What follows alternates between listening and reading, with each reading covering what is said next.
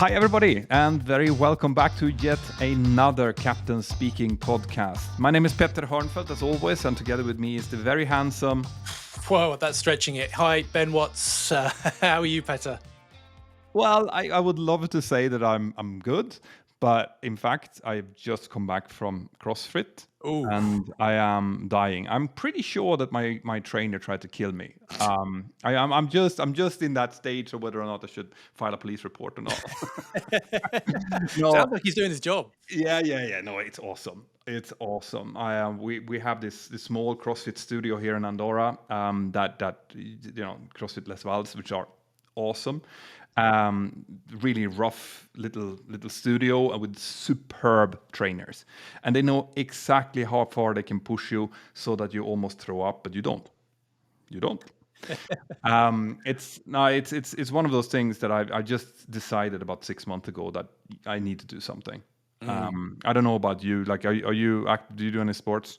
Yeah. I mean, I up until COVID, I was actually racing mountain bikes cross country, which is kind of a bit of uphill, bit of downhill, but it's basically like an hour and a half of red lining and kind of wishing you were dead and wondering, kind of really questioning your life choices. Kind of finished that. COVID kind of finished that for me for a while because it all just came to a stop. And when I found that when there was no race going on, my motivation to train and go out there in the rain and the cold and push yourself kind of went with it. But I'm kind of back now. I'm training again. But yeah, it's. I mean, how do you find the recovery? How do you find if you don't train for a little while? How do you find the recovery from that? Yeah, so that's what I'm experiencing right now, and Yeah. I'm not a fan. No. First of all, if you like downhill mountain biking, you need to come down here again to Andorra. I mean, they just had the World Championships here in Andorra. We have It's insane. fantastic, insane facilities for that. Right, Yeah. really good. But when it comes to the training in itself, like I was saying, I used to play soccer, football when I was younger. I was a football umpire as well. That's kind of my first job, actually. Okay. Which was interesting. I was like a 14-year-old, 15-year-old who was a football umpire for people that were twice my age and much more aggressive. So that when it comes to like becoming assertive and learning how to stand your ground and stuff, it's a very good school. But I was playing as well, and so I was training regularly, and that's always been a part of my life. Mhm. Then I went into aviation. I moved down to Västerås, and I started my training, as I explained in a previous episode. And that kind of fell a little bit on the back burner. Because we were still playing, but it was not in a team or anything. I had to focus a lot on my studies, so it kind of started to fall away. But you know how it is when you're in your in your teens, definitely, but in your 20s as well. It's like, meh, it kind of works anyway. Yeah. I can skip training a little bit, but it turns out that I'm not gaining any weight. I feel good in my body. I don't ache anywhere. And then you hit 30s, and all of a sudden I started needed glasses. I'd never needed glasses in my entire life, but basically the month after I turned 30, I noticed that my left eye is not great. And I started like feeling that not great, but that was in the middle of my career. So now you're flying all the time, and when you're not flying, you're pretty tired. You go home, and I never really came back into that routine of training, and it is a problem. And I know this is a problem for a lot of people in our business, that because you work maybe early, maybe late, you change your schedule, weekdays and stuff. It's very hard to like set a training schedule. Yeah, for sure. You have to do it by yourself. You cannot really hang it up on doing classes or whatever. Or if you do, you're going to have to be very careful with how you schedule it. And it becomes a chore, which means that a lot of people just skips it. And then I hit 40s. And now I'm just realizing that unless I start to really train and lift weights and build up my muscles, I will just be in constant pain. Yeah. Yeah, I mean, my back, that's another thing, when you fly a lot, Yeah. you sit down a lot, you normally, you know how it is, you kind of, on a long flight, you start up sitting quite good in your chair, and then you start to slouch down, and then Yeah. one foot comes up, and then another foot comes up. And what happens is that you end up sitting like I don't know, you're like a banana. Yeah. And what happens then, what I noticed is that after my 10,000 hours that I have in the seat, or 11,000, I think, the lower back, basically all of the, what's it called, the thing that is in between the vertebrae. It's Oh, the like the discs. yeah, exactly, like the discs. Yeah. It's called brosk in Swedish, but those discs, that soft material in between, it just gets kind of worn down. So between two of my vertebrae in the back, I've checked it, and it's basically gone. So the vertebrae are now just like, they're just like squeezing into each other. Nice. So back pain is a problem, and I have had back pain for years now. Okay. But after my 40s, I realized that I need to do something. Otherwise, I'm going to need an operation for this Yeah. soon. So I need to work up my muscles. I need to work up my core. I need to work up all that. And what I found, and what my wife said to me, is that CrossFit is good. Like, Yeah. you work with your body weight and you work with natural movements, and it feels like honest training at your own pace with your own. You can do it as much with as much weight and as little weight as you want. Yeah. Now, the problem I have is that if I go and I do a class, or if I go to the gym, I think that I'm 20 again. And I will start with way too much weight, and I will do way too much, and I will hurt myself, and then I won't come back for weeks. Mm. Right. I know that. So what I've done is that I've actually signed up with a personal trainer. It costs money, but I've realized that this is something I need to prioritize now. So I've signed up with a personal trainer to go 3 times a week and do 1 hour each time, and do proper training where he knows me. He knows what I need to train in order to get my back straight, and everything. And he can kind of gradually increase, so that I just listen to him. In the beginning, he started to give me these exercises. I thought, what's this? There's no weights involved. You just stand there and just stretch up a leg and an arm. Like, what is this? But I realized that over like the first 3 months, I have increased my agility, everything, up to a point that I'm better trained now than I've ever been. Nice. Yeah, but to your point, now I've been on vacation for the first time since I started this regime 6 months ago. I went on vacation for 2 weeks, and this is where being 40 comes in. Your ability just drops. Yeah.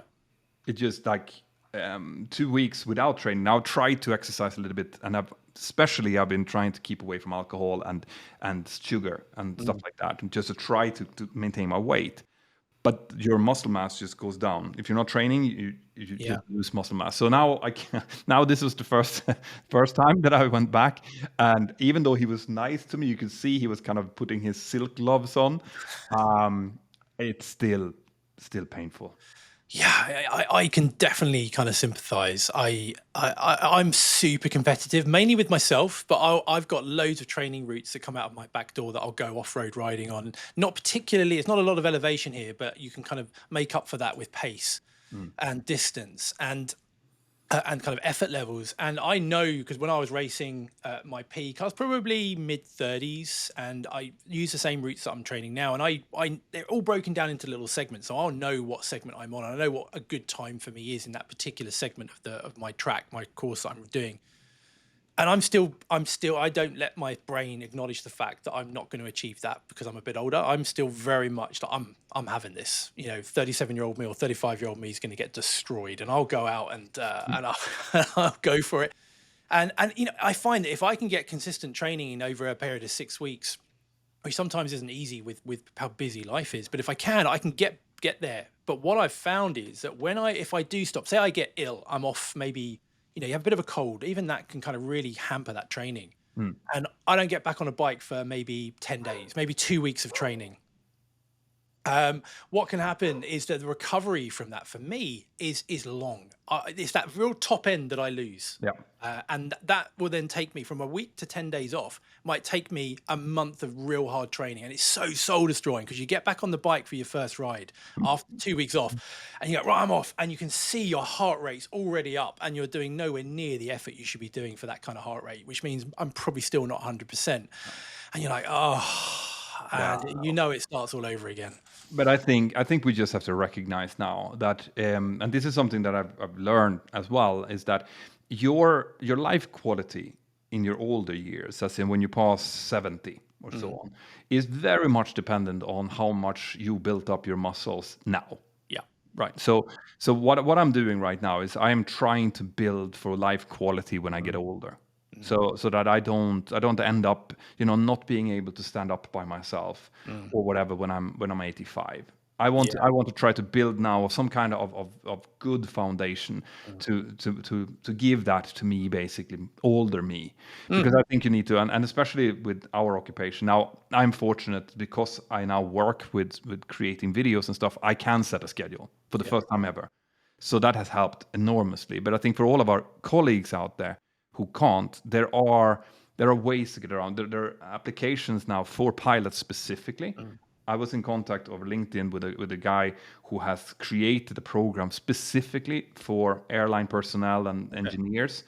I'll see if I can find it and link to it maybe, but which is done specifically for this. Like, follow this, do this when you're at the hotel room. You don't need weights, you just need your own body weight, whatever. And we need to do that. Yeah, and I think it carries on from what we were talking about in a previous episode about grit and determination. If you want to get out there and do it, you'll do it. It doesn't matter how kind of busy you are. When I look back in 10 years ago when I was training and really competing at a relatively decent level, I was still training 5 to 6 days a week. But I was still a full-time pilot. I was an examiner. I was a husband, a father of lots of kids, and life was busy. But you still kind of get, even after a busy day flying, you get back knackered. It's so easy to kind of go, you know what, I'm just going to go and flake out on the sofa. But because I was racing, I had that motivation. If I do that, I know my competitor's probably training today and I'm not, they're going to get that edge. So it would force me onto a turbo trainer or something. So I think if you really want it, you will do it one way or another. That is true, except when you go on vacation. Yeah, I'll give you that one. I'll give you that. We'll take this opportunity to talk about something that we really, really like. Okay, so, and what is that? We love talking about 737s, particularly the virtual 737 course. Yeah, and what is that? Yeah, it's something that Petter and I, when did we do this? We decided this a little while ago, and we have had so many questions from so many different people that are sim pilots at home that want to know more about flying the 737. Yeah. So we thought, let's go and put a course together that uses the real world procedures that Petter and I have learned over combined, 40 years of flying the 737? Yep. How to do it. Not only how to do it, why to do it. And what that does is transformed people's use of the sim, whether it's Microsoft Flight Sim 2020, 2024 with PMDG, whether it's with Zebo, whether it's with iFly, whatever it is, you learn the full procedures that you need to use your 737 properly. But it's really important to point out here as well that you don't actually need to have a simulator to appreciate the course. Because we did this course kind of like what we do on the podcast here, where we go through everything, we explain how the Boeing 737 works and why we do the procedures, so that if you're interested just in knowing more about how an airline pilot works, you can follow through and you can learn loads of this. You get a lot out of it if you're following through with the simulator, of course, but you don't have to have a simulator and you don't need to have any kind of previous knowledge at all. No. We are made this so that you have gotten your first flight sim software or you're just interested. You tune in on module 1 of this course, and then we will take you through how we work from a cold and dark cockpit in the morning until we have completed the flight and we're turning off the aircraft at the gate. Yeah. And everything in between. And in previous courses, some of the lovely, wonderful feedback we've got is from people that have no interest in flying the sim, but have just really enjoyed learning about the whole process. I've even met cadets that I've trained that have done the course before a type rating, and it really helped them, plus everybody in between. Yeah. So if you think that this sounds interesting, then head over to virtual737course.com, and then you find whatever course. We have a couple of variations of the course, but if you use the code CAPTAIN, you'll get 20% off the price. Yeah, and it's worth it. It's like 10 hours of instruction from us, plus another 2 hours, including a full 737 MAX conversion course where we talk about MCAS and how that works and everything. Yeah. Plus, you get things like workbooks, checklists, and everything you need to go along to help you along your journey. Yeah. So go over virtual737course. what was it? virtual737course.com and use the code CAPTAIN. We'll see you there. Without further ado, I think we should move on to what we actually wanted to talk about in this episode, which is NOTAM. NOTAMs. Yeah, and that sounds like something super boring, but it's not. I promise you. Yeah. So let's kick off. First of all, what is a NOTAM? Yeah, NOTAM is, if you are a commercial pilot or a private pilot, particularly a commercial pilot, it is something that will become woven into your life. And it is short for Notice to Airmen, which sounds a little bit old-fashioned now, but that's what it's there for, that's what it stands for. And it's a live list of data that they believe pilots should know that will keep us from getting into trouble. Such as, it could be big things, couldn't it? Like there's a runway closed. We really need to know that. To little tiny things like a light is not working on a particular radio mast down in the middle of the North Sea. Yeah. So list of things that are not working and things that can cause danger, stuff that we need to know. And I remember actually a few years ago they tried to change the from Notice to Airman to Notice to Air Mission, but then everyone just laughed and they went back again. So I don't think that actually stuck. No. So now the reason we want to talk about this is because this system sucks. Yeah, 100%. It absolutely sucks. And why is that? I'll tell you why it sucks for me is because the flight planning software that everybody uses, it will look at where you're going from and to and your alternate airports within a certain area, and then it will suck up every single NOTAM in that area. And will give that to you in text form, in very robotic form, often written by people where English isn't their first language. No problem with that. But you've got to then, it just doesn't make sense when you read it. And we have to decipher what is applicable to us and what's not, and to kind of put it into perspective how much of this we get. Just in the UK alone, the UK CAA, they're saying the NOTAMs being distributed globally escalates. And the UK NOTAM office alone transmits in excess of 5,558 NOTAMs every single month. And they've grown globally from 500,000 in 2007 to over 2 million NOTAMs being issued in 2019. For those of you who are listening to this might just sound like two old geezers complaining about something, but I'll tell you that this is a problem, right? Because we have, we should probably give people a picture of what happens when we get into the airport, right? Because generally speaking, our duty time starts about 45 minutes prior to departure. Could be a little bit longer if you're flying long haul, especially. But on short, medium haul, 45 minutes before departure, right? We need about half an hour in the aircraft to do all our checklists, to do our scan flows, to set up the aircraft so that it's safe to go and board the passengers and get them fuel on board and everything. So that leaves us with 15 minutes, theoretically, to go through our pre-flight material. Now, I've always said that I look through all of the information the day before and I prepare myself because that's, I think, what you need to do. But in any way, I tend to be there maybe an hour before. So it gives me half an hour to look through all of this. That's on my own time and outside of the duty time. And in that, of course, is like weather and flight plans. So we need to look at what the route is going to look like, what the weather is along the route, whether or not the weather at our destination and alternates is above the minimas we needed. If it's not, we need to find new minimum. We need to maybe ask for a new flight plan. It's a lot of stuff to do. And then you have these NOTAMs, right? Yeah. And these NOTAMs are literally like, it's out of the pack of paper we get, this is 85% of the papers we get. Yeah. And you start looking through it. And the first page is like, okay, so NOTAMs for the airspace you're flying through. There is a lighthouse on Isle of Man who's missing a tile on the roof. There is a dude in Glasgow whose name is Peter, who's it's absurd. I've seen things like there's a lack of lubricant in the terminal.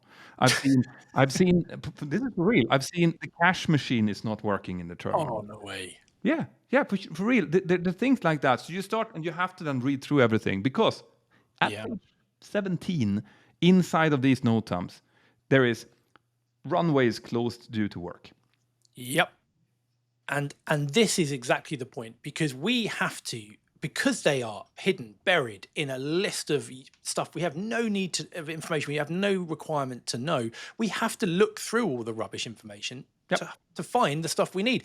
And every single flight will have a briefing pack full of NOTAMs. Now imagine you're doing a 4-sector day. You have 4 flights that day.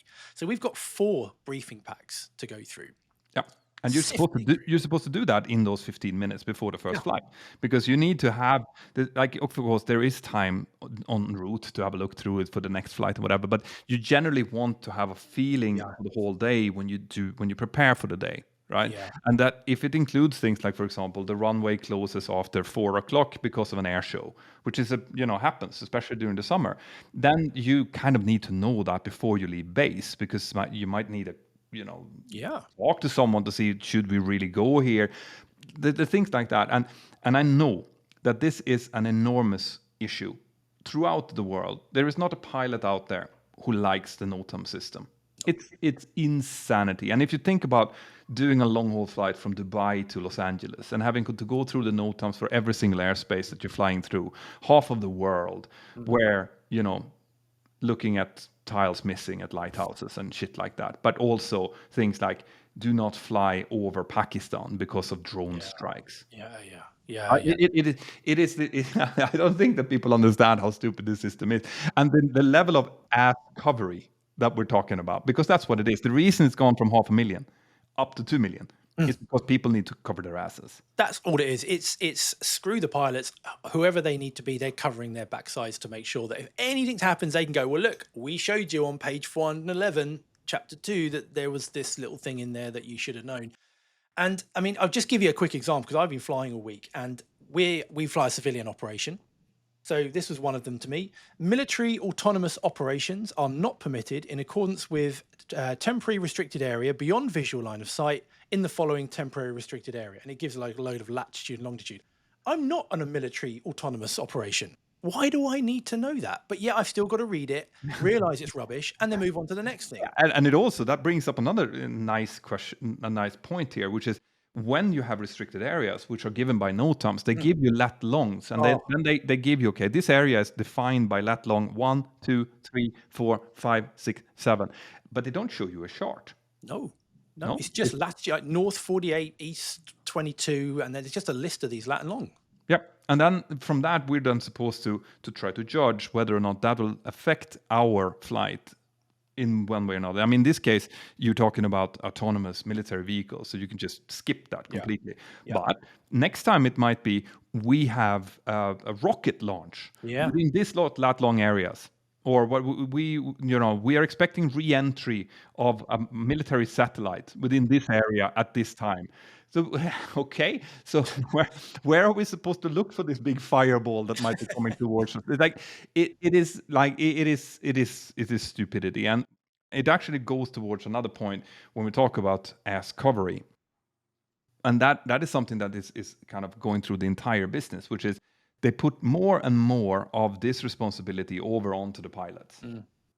They put this information out there because they know that if you go into the fine print to see like who is responsible for this, it will always come down to the captain. The captain is responsible to gather information about the flight that he or she is about to do, and here is the information, right? And it doesn't matter that what they're giving you a text as big as the Old Testament. It is in there. You had 15 minutes. Should have spotted it. We need to do something about this, and it's interesting. Do you have any ideas of how this can be improved? Yeah, I mean, there's never. It's going to need a complete mindset change from the individuals creating this, so that there's I guess, protection for them, but there needs to be some form, in my view, of filtering and prioritizing. No question. That whether that's human beings or AI or whatever it is, that the system's going to pick up that there is a red light that's unserviceable on an oil rig over the North Sea, that I'm overflying at 38,000 feet. That's applicable to a North Sea helicopter operation. That's not applicable to me. If it's applicable to me, I've got bigger problems. So then there needs to be a way that can be filtered out. And I know for me, that would be life-changing, because most of my pre-flight prep time, which I do because of EFBs, we do at home now, so I can give myself loads of time. What's an EFB? Electronic flight bag. So the airline gives you basically an iPad or something like an iPad, And it's got everything on there: your flight plans, all your manuals, all the weather, NOTAMs for the day, everything you need. So it's what's nice about that is I can get up in the morning if it's an early flight, like I'm flying tomorrow. I can get up, cup of tea, sit there, and just sift through this quietly. But you can imagine after 4 flights of sifting through that and trying to work out what's great, you get a bit fatigued with it. But yeah, if there needs to be a way that we only get what we need. Yeah, and that's normal. I mean, I would expect that this would fall down onto the airlines. Like the airlines should have someone employed to look at this and and sift through and say this is relevant to this flight, and that person is then also responsible for it together with the airline. You're absolutely right. And what I have noticed actually, which is a positive step, that in the airline that I fly for now, there has more important elements such as runways closing, approaches not being usable, anything like that is now bolded. Very good. So you can, as you're flicking through, you can kind of catch the bold. So that to me is a real step in the right direction. It is a step in the right direction, but unless the non-bolded disappears, you Yeah. still have to read through it because it's still going to potentially be, in the eyes of a court, Yeah. your responsibility to read it through.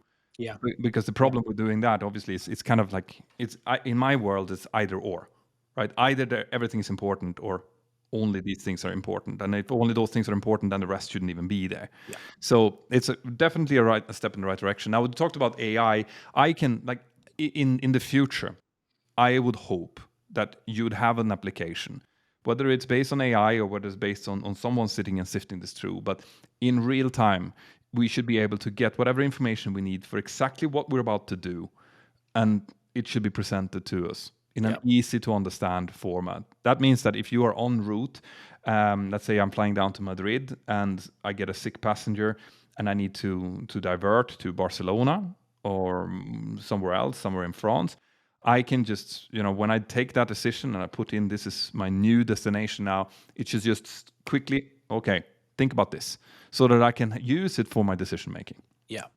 Yeah, because it's not only where you're going, like you said, it's also our real-time planning.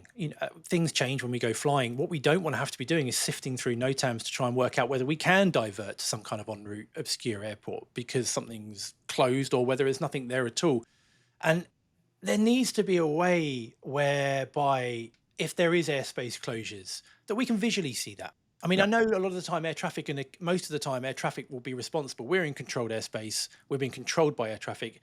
A lot of that responsibility will be passed on to them because they're going to give us routings around it. Yeah. But with that said, if things like we have a radio failure or some kind of failure or there's an outage with air traffic, we don't want to be flying into areas where there's rockets launching or, whatever is going on.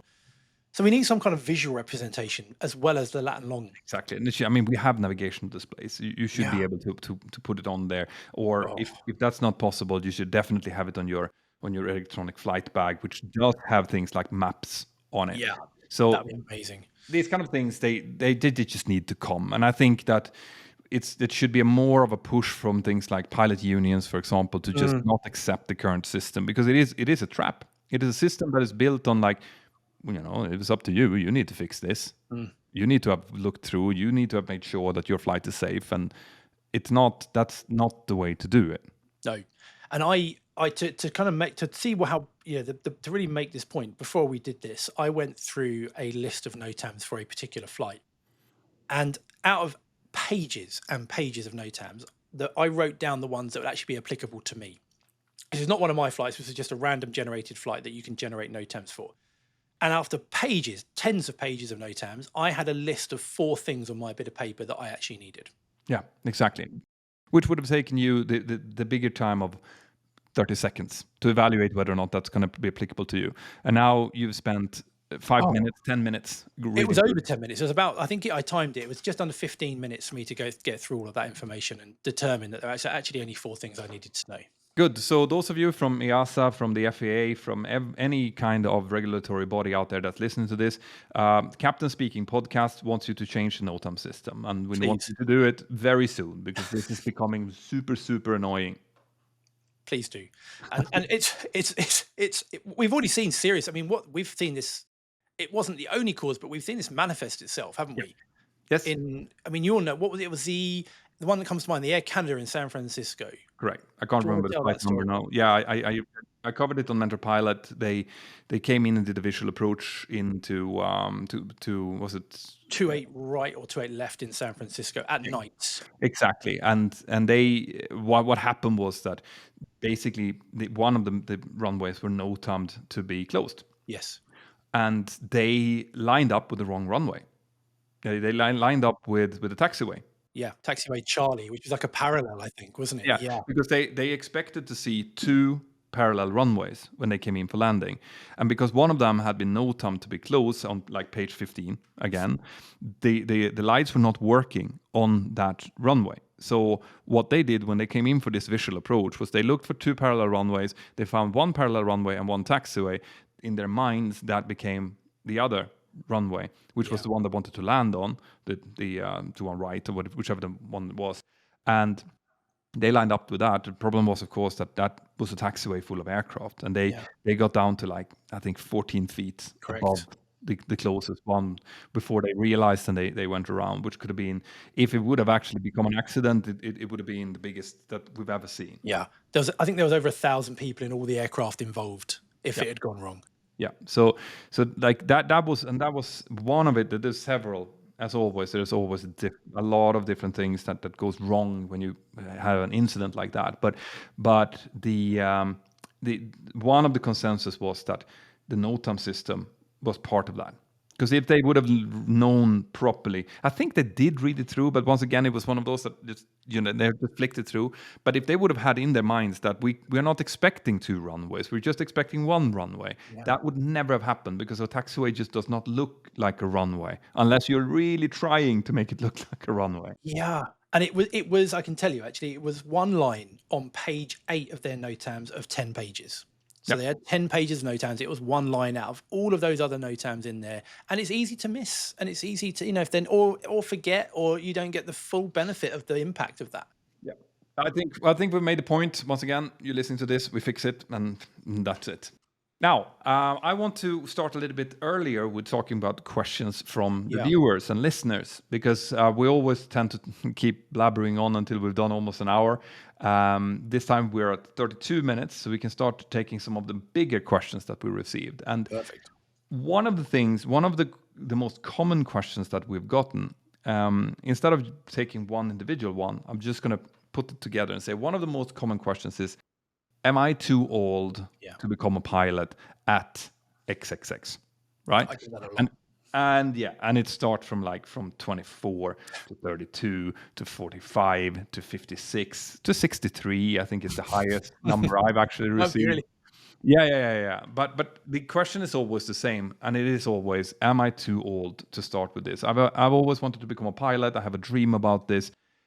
Can I actually go for it? Now I am at 40, like say 40. I have built up the money needed in order to do the training, but obviously I am now 40. Can I go for it? So, what's your spontaneous answer here? Spontaneous. So I think there's two elements to this. One is your ability to do it and your means. The other one is the job market once you kind of get to, 40s, 50s. So, from a career perspective, if you, let's say you want to do it at 45, you suddenly go, I've managed to save up. I've always wanted to do it. I'm going to do it. I'm 45. Really, you've still got 20 years of flying, Yep. which is pretty much just almost what we've got. It's what I did. Yeah. Before I took my break. Now I did 20 years. That was like a career in my view. Yeah. So, Yeah. absolutely. But before we go into to the possibility of doing that, are there any restrictions? There's well, restrictions wise, we've got to retire. There's got to be a restriction at the very end of that. It's not an open-ended one, and which we actually covered in a video recently. But ultimately you're looking at 60 to 65. Some airlines have their own requirements where they'll bring it down, but 65 seems to be the absolute limit, which they're looking to push, aren't they, to 67 at the moment? Yeah, but I don't think that's going to do very well. But No. but anyway, so that means that up until 60, let's say up until 60, there is no requirement. There's no stopping you. Like you could potentially start training at 58 if you wanted to. Whether or not that's a good idea, we're going to get to that in a second. But there's no legal requirement. However, I have heard from flight schools, from big flight schools, that they tend to start kind of being a little bit careful with cadets that comes in after 35, Okay. which is surprising to me. Mm. It's surprising because it's, to me, 35 is super. I mean, that's 7 years younger than I am. Of course, you should be young enough to go into the occupation then. Now, the reason for that, no one has really been able to explain it well to me so far, but I have seen, and I'm guessing you've seen as well when you do training, that obviously if you do an integrated ATPL course, you do that in sometimes 18 months, Yep. right? And I think just for the benefit there, the integrated ATPL is where you start with zero experience, and you come out the other end in a year and a half, 2 years as a qualified airline pilot. Exactly. You do only that. It's Yep. basically like the equivalent of doing a university course to become a lawyer or something Correct. like that. This is what you're now doing, and that's it. You do classroom training, you do flight training, all of that together, and it's very compressed, right? Which means that you need to be able to take up a lot of information, and you need to learn a lot of skills in a very short time period. It's intense. So these ones are typically kind of adapted for 20 to 30-year-olds that Yeah. that will be in university, for example, that are used to the kind of cramming that is required. So what I've noticed myself as I'm getting older is that I'm getting slower when it comes to learning new things. I'm still managing to follow because I can apply my experience, my life experience to it, which means that I can keep up. But if they wanted to train me now to become something completely different, I think I would probably need more time than when I was in my 20s, for sure. So there is a possibility that the schools are weighing in that, the fact that there is a higher failure rate among older students on these type of courses. However, that, in my view, that should just come with a warning. Like, it should be, okay, but be Yeah. aware of this, sign this form, Cover and your ass. cover your Yeah. ass, and that's it. I don't see why you would stop it. The other thing here is that you will never find an airline out there who will say that they have age limits because it's illegal, I believe. You I think cannot. so. Yeah, yeah. I don't think. I'm not sure now. There's probably some lawyer out there that can tell me, but I don't think that you can discriminate on age, basically. No. I know from certain sponsorships they have an age limit, but I don't think from a general employment perspective they do. Correct. So a sponsorship is something else. That's you paying for something. Yeah, But for someone to be able to apply for a job, I don't think that you can say that. No, actually, you're 37, so you can't apply. So I think that you will never find that. However, you will probably, if you start to probe, find that some airlines are reluctant, and for older students, and that could be, in the cases that it is, could be related to the same thing, because once you do get employed, you generally need to go through a type rating to fly a specific aircraft that airline flies, and that tends to be in the region of 2 months to do. And if you thought that your ATPL theory and stuff was crammed, you've not seen anything until you're in the type rating, because the type rating generally, most airlines, some airlines sponsor it, they pay for it. In some airlines you pay for it as a cadet, depending on your experience level and stuff. But the cost of it is about 30,000 euro ish, more or less. And you need to go through it in 2 months, right? If you need more time than that, the cost will start going up, either for you or for the airline. And also, they employ the pilots to get you into production. Like, they want you in so that they can count on you on whatever base you're going to be at. They have a need for you. That's why you're being employed. So if there is a problem with, for example, learning something quick at a higher age, and they have statistics that are showing that, then you can kind of understand where they're coming from. They're like, better to get a 25-year-old in here, 2 months out and go, than to delay it. I don't know what your thoughts. Yeah, what I would add into that, and this is from first-hand experience of teaching older cadets effectively. Cadet seems to be a bit kind of condescending when they come with lots of life experience, in other words, but they are a cadet in the airline. And I think this could play a part in as to why they don't often perform as well. So if I look back when I was doing my ground school, I was very early 20s, 21 or whatever, And I was 100% focused. I had zero life commitment. All I had to do was rock up there and pay attention and work my ass off. I didn't have any other thing to worry about. I was still, at the time, my official home was home with my parents. Hmm. So I'd go back on, weekends or whatever.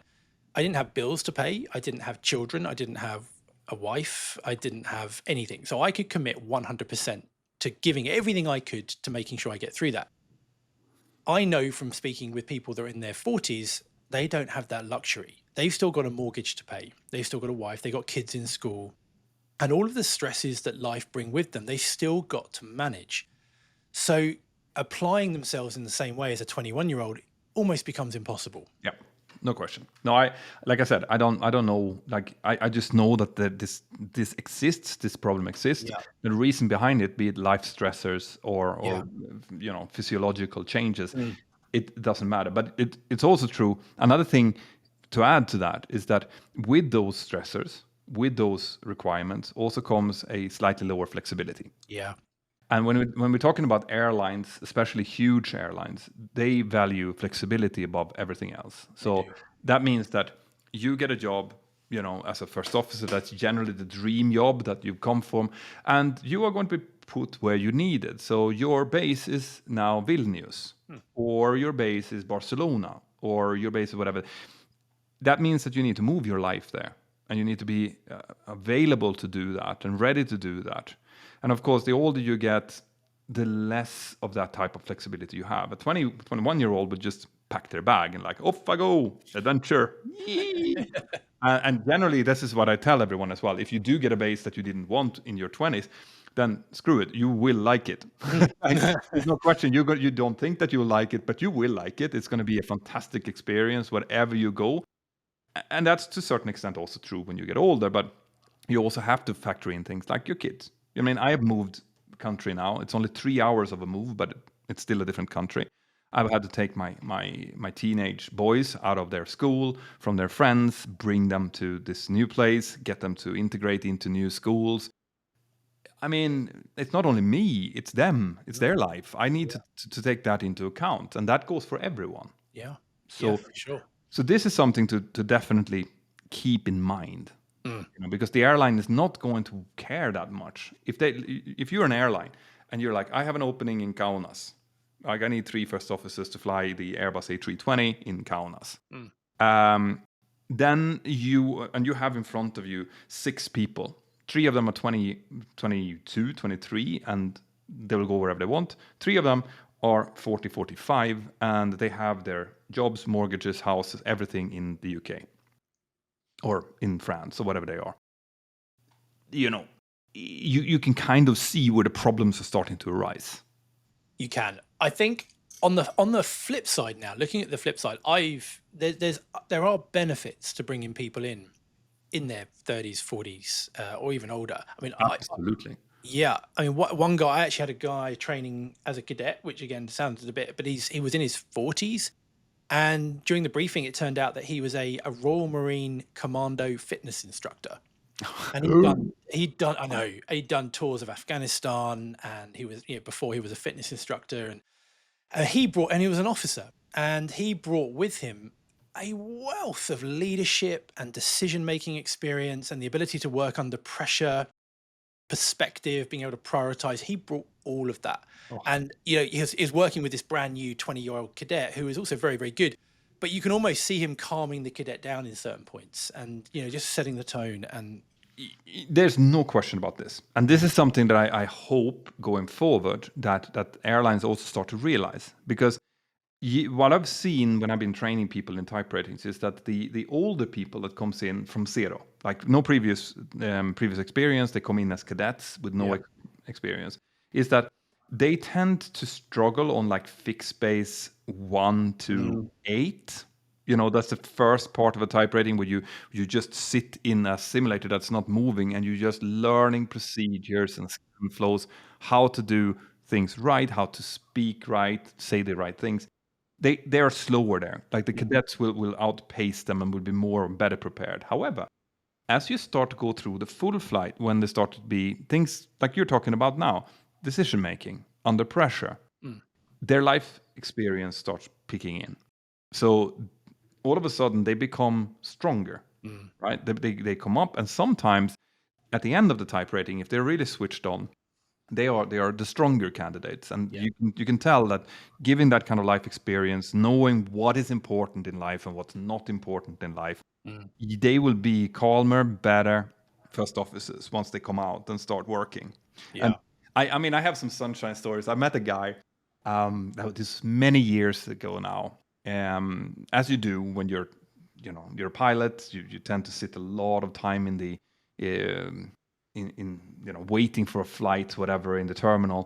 So you sit there with a cup of coffee and you sit in your uniform if you're jump seating, so you're traveling in uniform. So I met this guy. He was 55, I think, two stripes. So that's not something that you see very often. So I started talking to him, and this is fascinating. This guy, he was like, "Yeah, I was a train driver for 40 years, right, or for 30 years it must have been.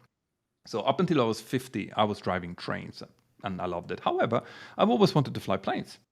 So I decided when I was 50 that it's time to try it. So I did my training, probably modular, as in like he did it whilst he was working. So on weekends and days off, he was training. Got his commercial pilot license, applied to the same airline as I was working on, got through, started working, and he was 53, I think, when I talked to him. Just changed career, and I met him again 2 years later. Now he was a captain. Hey. So now he's like this guy has been a train driver up until 50, and at Wow. 55 he's an airline captain, and he's done that journey and done that switch over, which is like I always use that as an example that it's never too late. That's gutsy. I always admire people that have that change of career. It's gutsy. It's ballsy. Oh man, it's super super gutsy. Because Yeah. another thing that we haven't talked about yet, which is probably worth mentioning, is the economical part. Yeah. Because it is also true that if you're self-sponsoring your training, more like now, especially after inflation, I'd say that an integrated training will probably cost you between 80 and 100,000 euro. That's 90 and 110,000 dollars, Yeah. something like that. Easily. Something like that. Could be you can find cheaper You and can. more expensive schools, but say that that's a ballpark number. And then if you then have to also self-sponsor your type rating, which is another 30, you're ending up, when you're counting board and food and everything during your training for maybe 2 years, you're ending up at 150,000 euro, Yeah. right? Yeah. Which is a lot of money. It's a mortgage, isn't it? It's like buying a house. It's like buying a house, right? Or a really cool car. Uh, but it's if you like if you like this person has worked their whole life, they probably the kids have moved out, they've only got their income, then you can probably afford it. Like you have that money in the bank, you're not going to live forever, why not? But you have to factor in when you take this decision that you should be able to get the money back. So I probably, if you're looking from an economic perspective, after 50, I would say that it's probably not a great idea to do it from an economic perspective. But if economy is not a problem, then Yeah. that's fine. Yeah. And like we mentioned in the previous podcast, it's a lot of it isn't led by your brain, it's by your heart. Sometimes it's one of those things you have to do, even if it doesn't make that financial sense. You've just got to do it anyway. Yeah, and you learn from it anyway. But so that's the thing, what I always tell people who call me, and I've had these personal conversations with people sometimes when I meet them or whatever, is that as long as you go into this with your eyes open, as long as you know that some airlines will not take you on because they think you're too old, and you have this, you are going to be expected when you get your first job to move somewhere where you don't want to go. As long as you know that and you factor that in, I've always told them, like, the most important thing you do is you have to talk to your spouse about this before you invest into this. It's their, sometimes it's their money too, but also what it might mean for them. Yeah. And if you have a supportive spouse with you behind you, and you understand where the risks lies, and you want to do it, go for it. And I think that translates, even if you're in a career or in the career, you're a pilot in Europe flying short haul, and you might want to go the lure of a big shiny 777 in the desert, somewhere in the Middle East, and you want to go and move and fly 777s for one of the Middle Eastern airlines.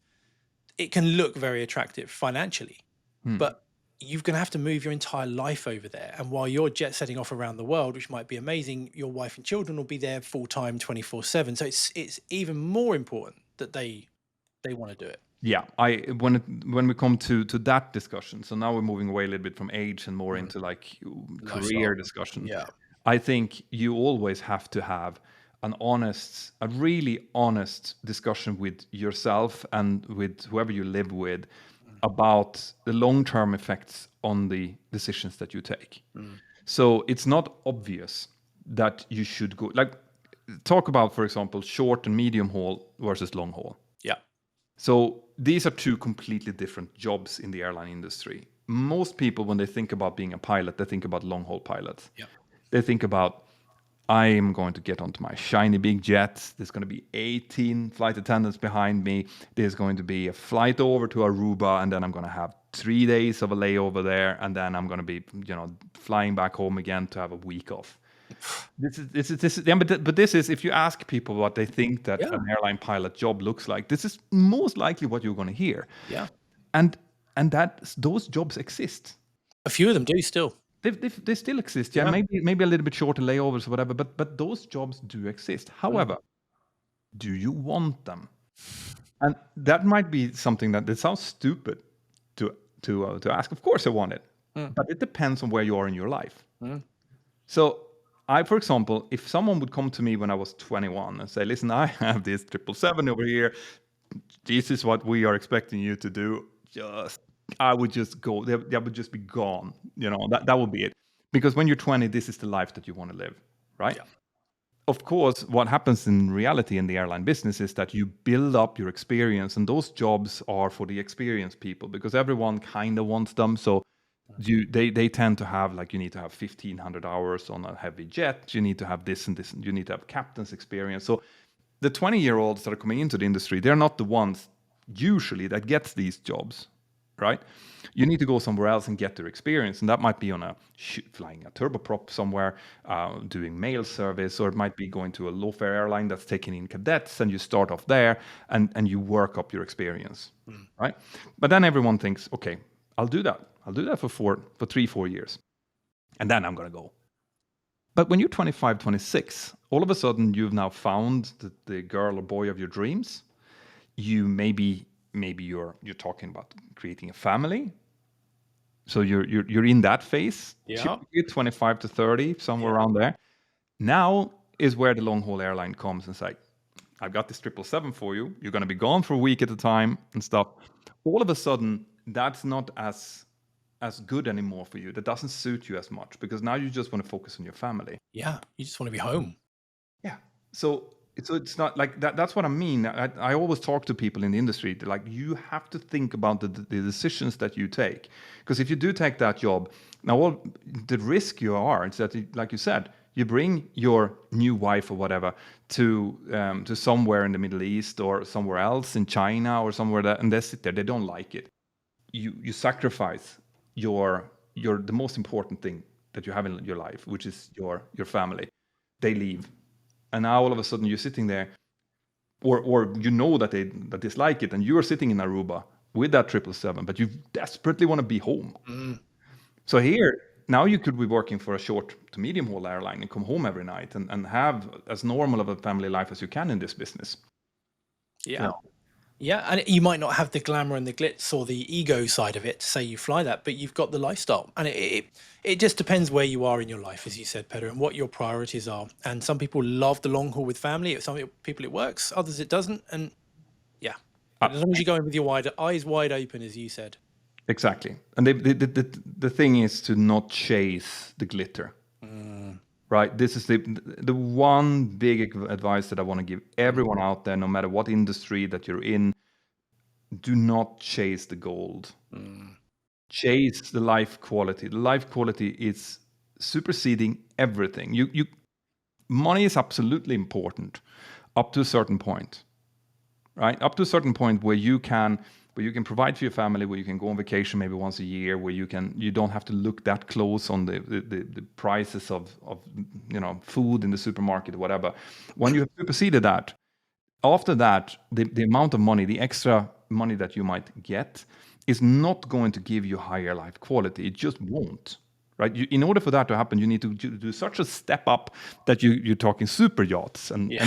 not even then is it going to make much of a difference. So to make life decisions of where you're going to live, where you're going to work, based on how much money that you get, if you are already at a significant amount, is not a smart move.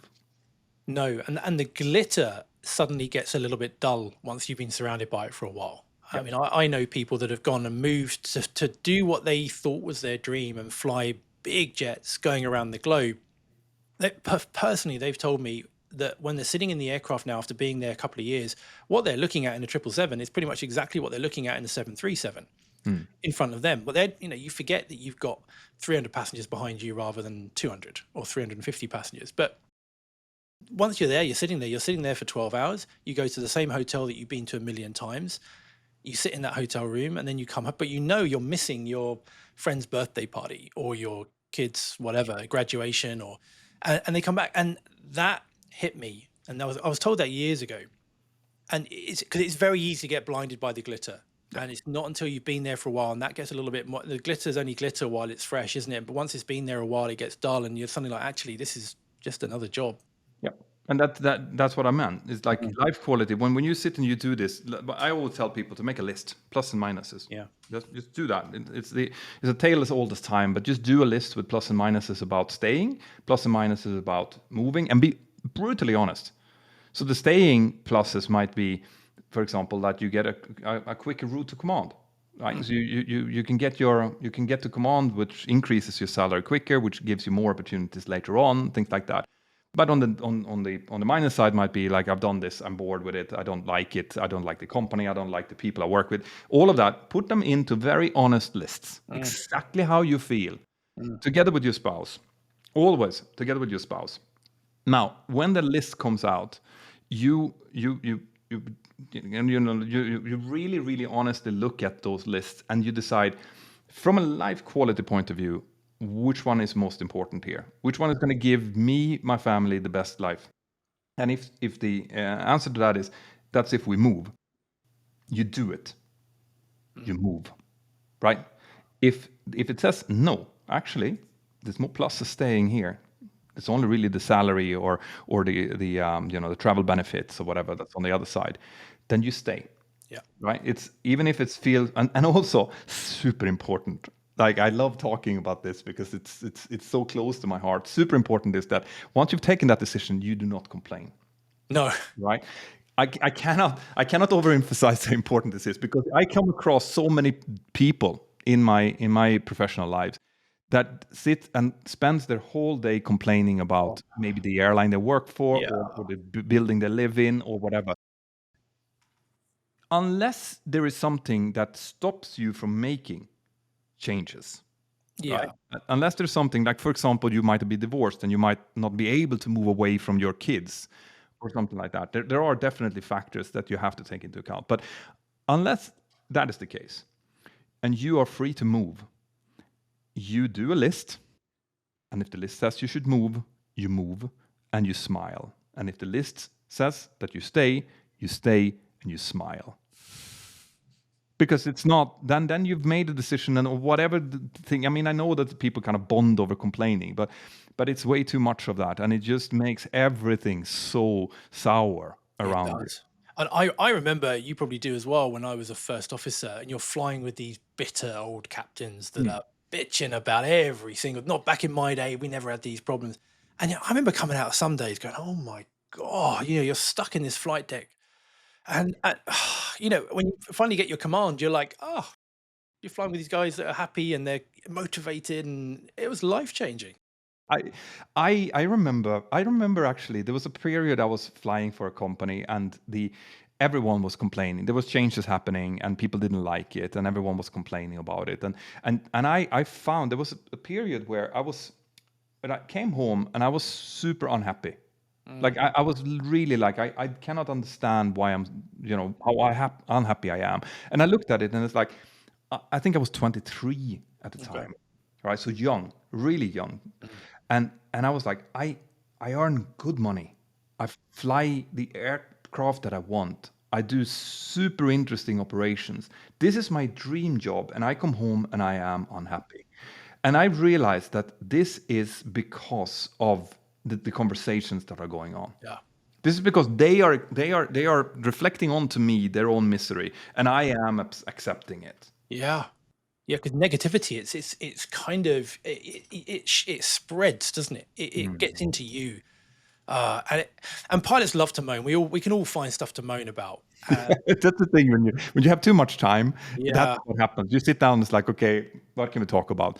I yeah, can't believe they did this, yeah, and then the conversation is going. But I think it's really important. Like when it comes to these really big decisions that you do have to make from time to time, you have to be brutally honest with yourself. You have to be equally honest with your spouse, and you have to really go analytically with what's right. Here, probably an AI model would be able to help you. yeah, Right. You could probably feed all of this in and say like, what would you do? And the AI would do that. It would say like, well, obviously you're happier here. mm, Put that in as a prompt yeah. and see. But yeah, that I mean, this is not what people were asking for, but this is what happens when you ask us for advice, I guess.